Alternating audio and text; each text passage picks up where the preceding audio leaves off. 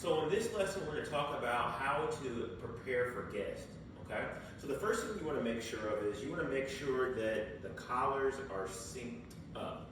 Okay. So before you put the collar on your dog, you want to make sure it's synced up and it's snug. I always test it by tapping the vibration. If the collar vibrates, that lets you know it's on. Okay. The second thing you want to make sure of is you want to make sure that you have treats ready. Okay. So you got your treats and your collar. Okay. Now what we're going to do here is we're going to talk about what you're going to do when the doorbell rings or there's a knock on the door. Depending on what's okay with you, some people are okay with their dog barking. And if they're okay with the dog barking, then if you want your dog to stop, you are going to tell them quiet. If you're a person that doesn't want your dog to bark, what you're going to do is you're going to utilize the vibration button to regain their attention. You're going to do the same thing once you're saying the word quiet. If you're okay with your dog barking, but you want them to stop on command. Now you're ready for guests to come in, okay? So when the guest knocks on the door, the first thing you're going to do is you're going to crack the door open, right? This is going to test your dog to see if they're going to be in the right position. If when you crack that door open, they're in the right position, you're going to give them a reward. If they're trying to inch towards the door, then you're going to utilize the vibration button, and when they get back in position, you're going to give them a reward. All right? The next thing you're going to do is you're going to open the door all the way, okay? You're going to let your guests come in, and if your dog's not jumping on your guest, you're going to give them a reward. If for whatever reason they get ready to jump on the guest or sneak outside, you're going to utilize the vibration of the neck to get their attention. So now we're going to talk about what not to do. And the first thing you don't want to do is come to the door unprepared. No treats, no remote, nothing in your hand, okay? That's the first thing we don't want to do. This is the other thing that we don't want to do. We open the door, let the guests come in, and then we start fumbling on the collar. We want to make sure that our hand is on the post, so as soon as the dog shows an unwanted behavior, we're giving them a reward.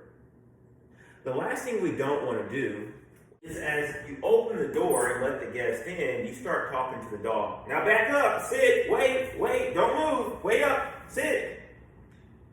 We want the dog to associate a behavior with a behavior.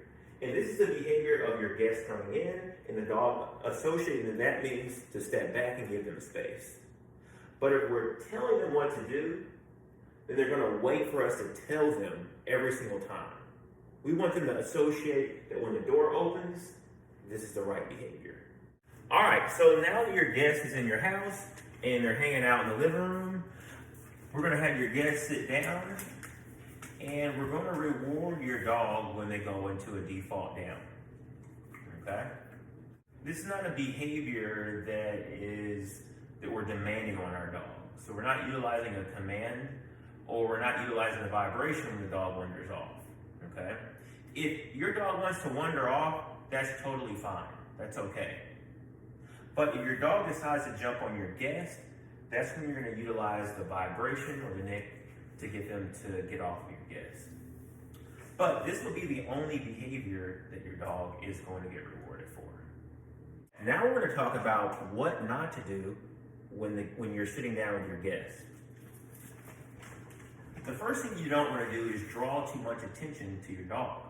You want to make this as normal as possible talking to your guest. We want your dog to associate that when you're communicating with your guest, this is the desired behavior. This is what you don't want to do. Start looking at your dog. Telling your dog what to do.